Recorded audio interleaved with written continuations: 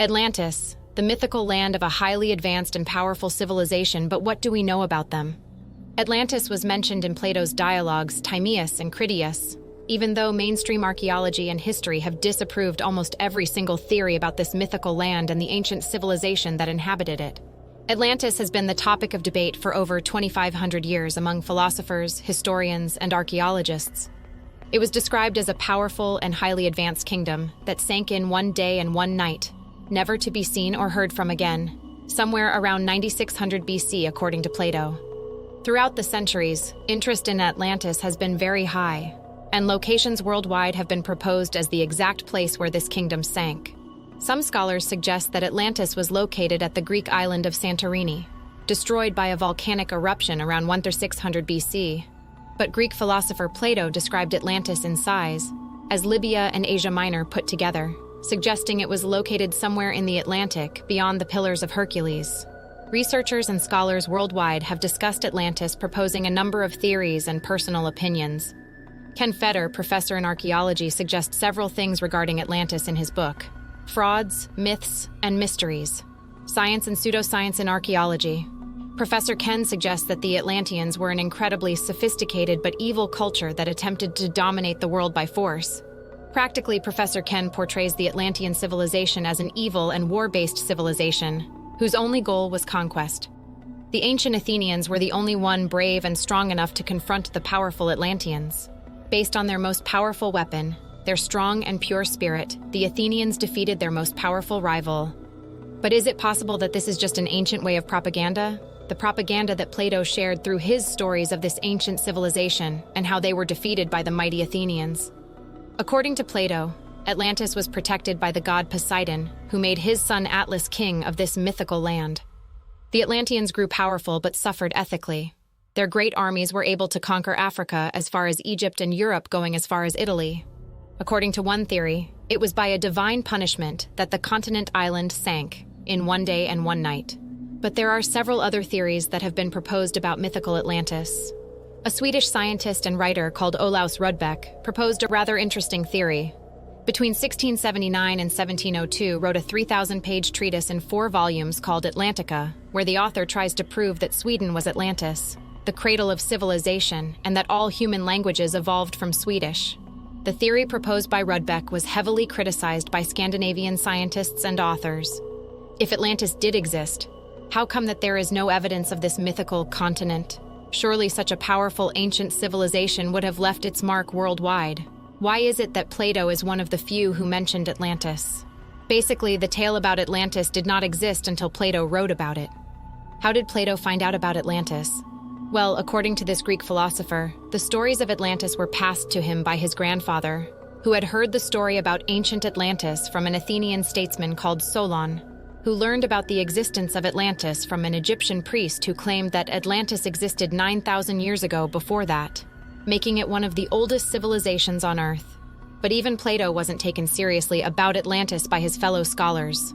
Aristotle spoke about Plato saying he could create nations out of thin air and then destroy them.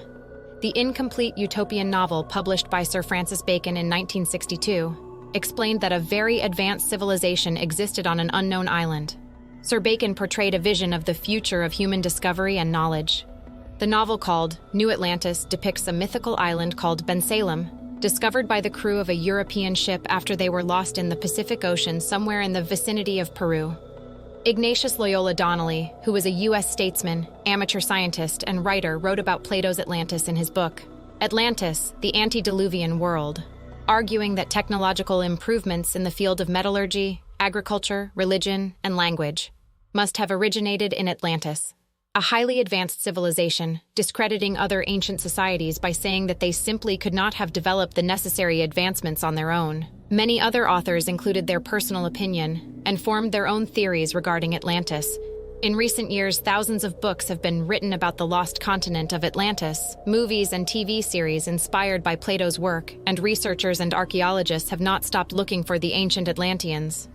Many experts in Atlantis have claimed to have found this ancient civilization from Bolivia, Turkey, the Caribbean, Spain, Antarctica, Sweden, and other countries, backing up their findings with incredible evidence.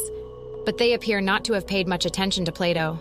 who actually described the location of Atlantis in his work Timaeus, stating the following: "For it is related in our records how once upon a time your state stayed the course of a mighty host, which, starting from a distant point in the Atlantic Ocean, was insolently advancing to attack the whole of Europe and Asia to boot.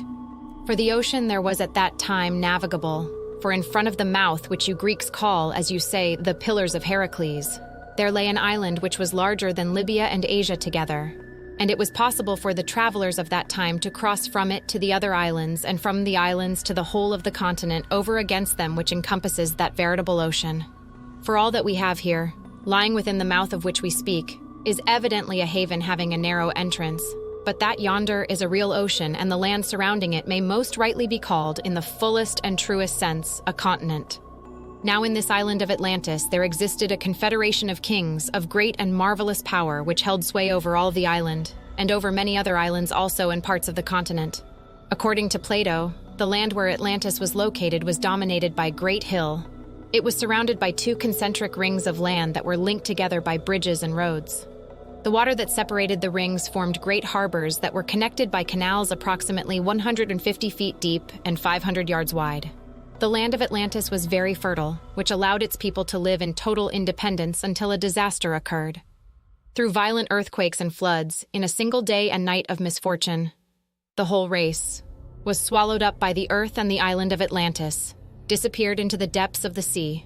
Plato did in fact say where Atlantis was located, but it has not yet been found, or perhaps archaeologists and researchers have not searched good enough for this ancient mythical land. But there still is hope, because more than 95% of the underwater world remains unexplored. Chances are Atlantis might still be somewhere underwater, in a place we have yet to search.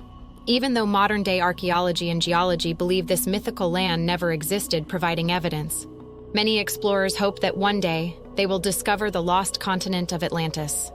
Aristotle had a very skeptical opinion regarding Atlantis.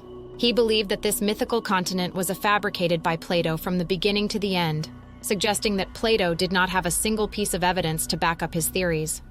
Researchers believe that Plato might have been right, pointing toward the island of Crete, where an advanced race of Minoans lived in harmony and enlightenment before being destroyed in cataclysmic events mysteriously.